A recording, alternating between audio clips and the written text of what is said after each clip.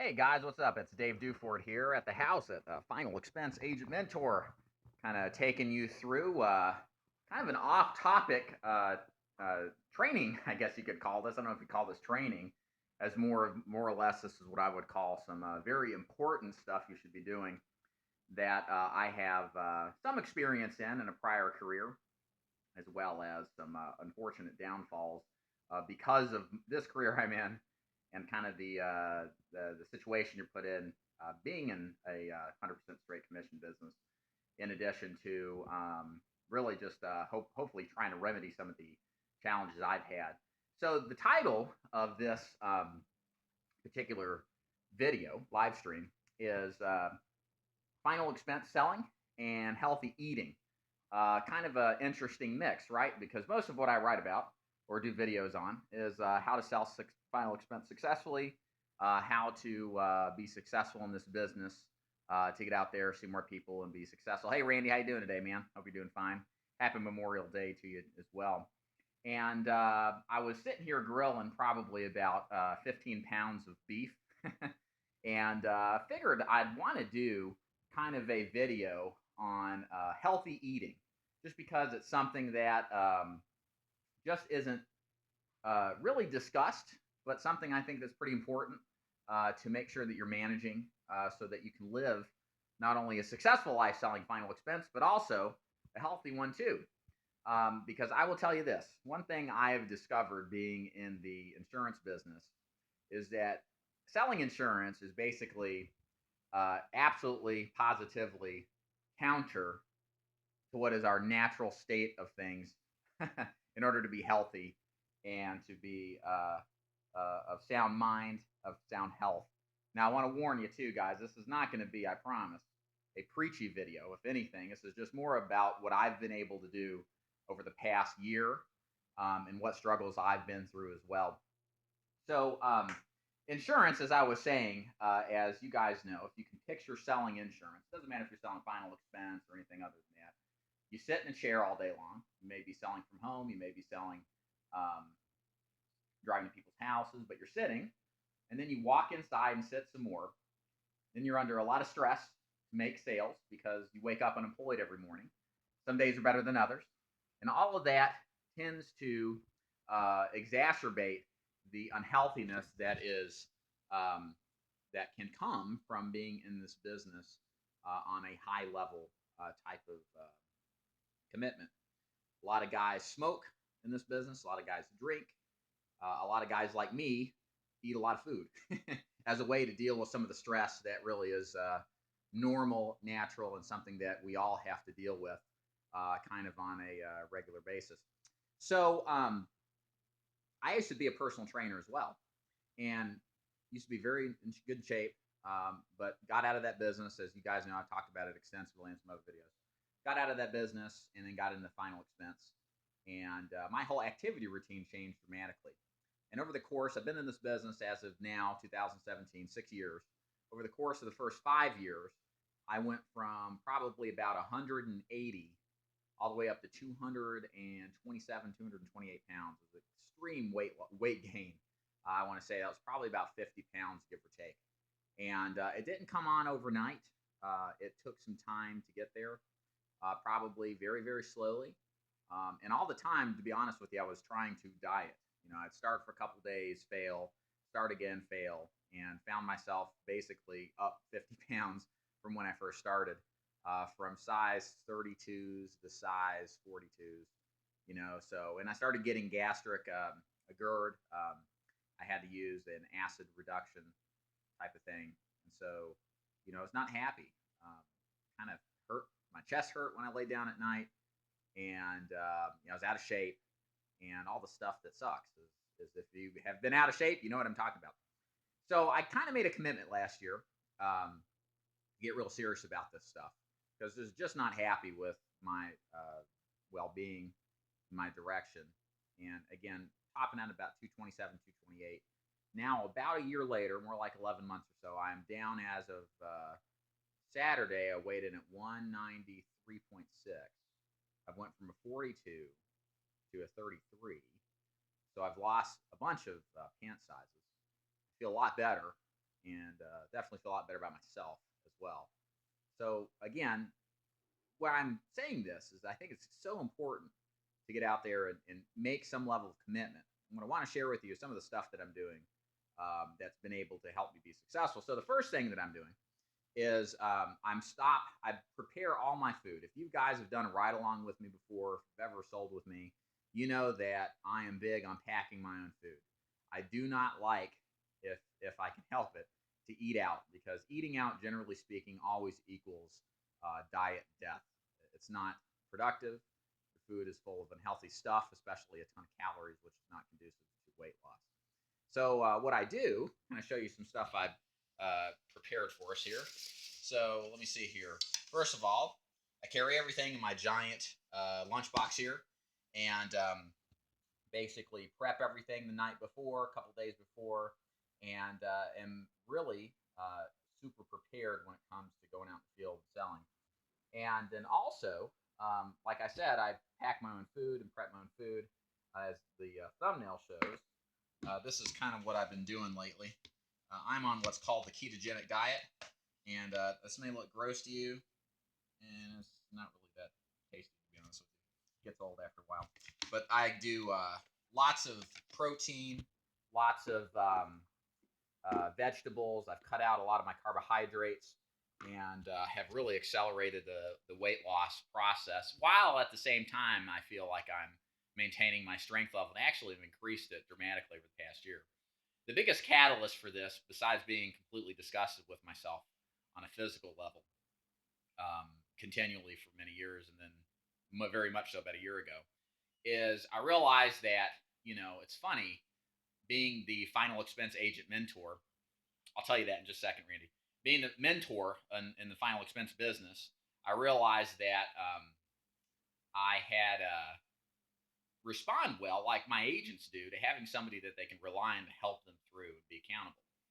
And so, and being from the personal training business, I knew a big catalyst for people to actually see success losing weight was handing dollar bills over to somebody to just basically watch them exercise and give them a routine and give them something to be committed to. Because the reality is when we invest our money into something or anything, we're more likely to follow through, especially if it's a sizable amount. So what I ended up doing is hiring a person off of the internet that I knew very well over the past 10 to 15 years, professional power lifter, body. I don't know if John bodybuilds, but he did power lift and was very, very strong, very successful.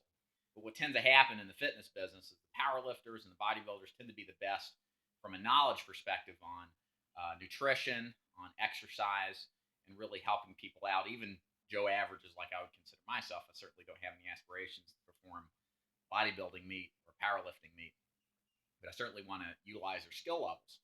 And so I handed over a big wad of cash and just said, tell me what to do. I'm tired of trying to figure this out on my own, and knowing myself well enough that if I handed the cash over, I'd be much more accountable. I'd much more likely follow through, since I actually put money out that was a considerable sum. So long story short, it worked very well. It's continuing to work. I'm probably about 10 to 15 pounds from where I want to be, and hopefully we'll get there sooner than later. Randy asked me, what did I pack before keto? So I've always eaten, I'm a big believer in the basics, so you want to eat high protein, you want to eat non-refined carbohydrates, whole wheat bread, whole wheat cereals, definitely vegetables, something I've always slacked on. Now I'm trying to make up for it. Sweet potatoes are awesome. Stuff that you can commit to and keep doing. And then as well as coffee, drinks, stuff that I would normally go blow a stupid amount of money on at the gas station because I would find myself absolutely starving. Peanut butter is good. Peanut butter sandwiches are good. And just making sure that you eat on a regular basis. I eat 5 to 6 meals a day, spread out about evenly. That keeps my hunger level manageable. Certainly I'm hungry on a diet for sure. It's not going to go away, even on the keto diet. Still starving. I'm always hungry. I'm one of those guys that never really gets full. And unfortunately, the weight comes on when I do potentially reach it. So anyways, pretty much anything that is not, refined, it's not in a box, not in a bag, something you've had to prep. Is it a pain to do all the prep work? Absolutely. But I guess, I don't know, it's like hitting my 30s. I realized that life isn't permanent. And I don't want to get to the 50s and 60s and honestly be like some of these people I've seen on convention. I hate to be a jerk, but there are insurance professionals that are very successful in this business, but are very unhealthy, and it shows. And why spend our whole lives being committed to this business? Really, trying to make something of ourselves, trying to be successful when we let our health go, because it's the only thing that really matters at the end of the day. And it's such a trite phrase, but it's true. Um, Success is important, but you need to maintain your health as well in the process, because it can easily slip away right before your eyes if you're not careful. So for me, that's really why I do what I do. A couple of tips that I would give you if you're looking to lose weight. Really, the key thing is to figure out your diet. Diet probably accounts for 80 to 90, well, probably about 80% of your weight loss results. Exercise is important. You need to lift weights. You need to do a little cardio, but I think weightlifting is more important. Even if you did 30-minute weightlifting sessions, that's actually what I used to do in my personal training days. Is I would do 30-minute weightlifting routines with my clients. 2 to 3 times a week was sufficient. Kind of a circuit training type fashion where there was minimal rest, and we would go and just work hard. It would actually create a cardiovascular effect as well. But the big thing is diet. You've got to get your eating under control. You've got to eat healthier, and we all know what healthy eating is. Anything that's just in its original form as possible is the best thing to eat. And if you're looking to lose weight, really you have to look at yourself as a science experiment, and that means you've got to track the results as you modify the variables. For example, caloric consumption is the simplest way to um, get weight loss or reduction in caloric consumption. And if you track yourself eating 2,500 calories a day for 2 weeks, make sure you eat that much every single day, and then step back on the scale after 14 days, you're going to either go up, down, or stay the same. And based on that, you're going to know what you need to do to lose weight. It's really that simple. I think all the other stuff is very important as well. Of course, you got to eat protein, you got to eat carbs, you got to eat fat too. Nothing wrong with fat. But the caloric consumption is the big picture that you need to control. And there's no way you can control it unless you're tracking it. And for you guys that are successful in this business or in any kind of insurance sales, you know that tracking your numbers leads to better results. And certainly the same when it comes to weight loss. Got a couple questions here. Let me pull these back up here. All right, there's my finger for you. Is Memorial Day a good day to make calls to get appointments? I don't really know, Oracus. I've never really done it. Wouldn't see why you couldn't give it a shot. Worst they'll tell you is go to hell and call on them in a week or two after they forget. Daniel, how you doing, Daniel? Unrelated to your current video, can you answer later? How do you like your earpiece? Oh, I broke the one I like and can't find it anymore to buy again. So I won't be able to find the one I like. So yeah, this thing right here works fine. I've had it for about a year or two. I use it a lot more before I bought my new vehicle that has the internal Bluetooth, which is awesome. I use that a lot when I drive. I use this more now for really just for listening to YouTube videos. Like I don't know if you can see over here on the table, I've got, I don't know, 20 hamburger patties more to cook. And so I'll put on a video to listen to something. And but otherwise it's pretty good. Sometimes it's a little frustrating. Yeah, Daniel, man, today's the perfect day to do it. Now's the time, as they say. There's no reason to wait. And I promise I won't lecture you. But we all know we need to do it, right? We just need to do it. That's what it really comes down to. As if really with anything in life, we all have the answers inside of us as it exists, I think. Some philosophy for you. And it's just a matter of us actually acting on what we know to be the right thing to do. And that's always the difficult thing, is starting. No, it doesn't. But you could get up earlier, Daniel. That's what I do. I get up at 5 in the morning, head straight to the gym, bang it out, go back home, get ready to go. If you got to start your day later by an hour, make it up. Do another hour a little bit later, or run a longer day. Just like anything important in your life, like your sales calls. And I'm not don't get me wrong. I'm not lecturing here. I'm just saying for all of us, if there's anything important for us to do, we make time for it, right? We make time. That's the key thing. We certainly don't run into it. It doesn't happen automatically. It's something that we've got to commit to and be committed to. And that's how I was. I make the time for prepping all this food over here. I certainly don't have the time normally because I got a lot of stuff going on, but this is really important to me. And, and that's, I realize if I felt that it was really important to be in shape and be healthy, then I had to put the work into it to get the results out of it. And again, if you're lacking any of that kind of discipline, it's kind of normal, I think. I think the obesity epidemic is a first world problem. It was only 100 years ago where everybody was struggling to actually have enough food to survive. Now we have the same problems like diabetes and obesity that kings and queens had. It was a monarchical kings and queens problem. Now it's Joe Average, rich, middle class, and poor, and it's hard to adjust for it because we're I think we're designed to go after and eat and satiate ourselves, and then also store food for potential periods where there's an unavailability of food. So I think it's somewhat normal to have that struggle. It's because it's a survival instinct. So Rex asked, what would you suggest for the numbers of hours spent on the phone to get appointments? Yeah, good question. Real straightforward. The best time to call is anytime, but if you want to optimize your time, sit down around 6:30 at night and call to about 8:30 or 9. You're going to get the most people on at that point.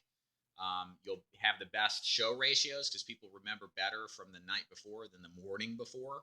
You can call also, with that said, between 9 and 11 in the morning. Those are good times as well. It's good to just vary it up, that kind of thing. You're welcome. And but if anything, if I had a gun to my head and had to pick, I'd say 7 to 9 or 6:30 to 8:30. And you can set a lot of appointments then. That's just really the best way to do it. So, okay, guys, I think that's it. I guess the moral of the story here is don't forget your health. It's really easy to do this in this job. It is very stressful. And it's so easy to grab junk food on the go, but it will have a slow compounding effect on the quality of your health and your life. And I want you to cross the finish line with me as being successful in the insurance business, but in a healthy manner where you can actually enjoy the long years of effort and labor and ups and downs. So anyways, guys, thanks for listening. Happy Memorial Day. Thank you guys out there for your service who did so.